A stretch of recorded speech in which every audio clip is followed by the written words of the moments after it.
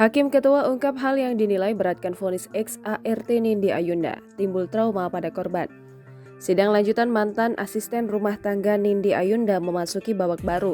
Dikutip dari kompas.com, dalam sidang vonis di Pengadilan Negeri Jakarta Selatan, Hakim Ketua Siti Amidah menilai perbuatan mantan ART Nindi Ayunda, Lia Karyati, membuat korban trauma. Siti Amidah mengungkapkan harusnya Lia Karyati sebagai pengasuh menaruh kasih sayang pada korban.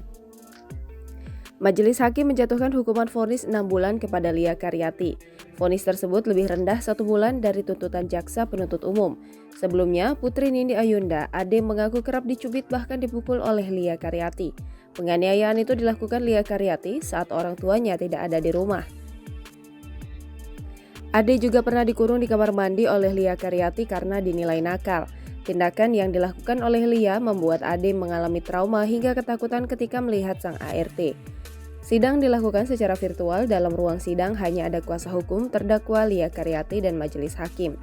Hal yang sama juga dilakukan jaksa penuntut umum Dian Wahyuni yang mengikuti sidang secara online. Agenda sidang hari ini adalah membacakan putusan terhadap Lia Karyati.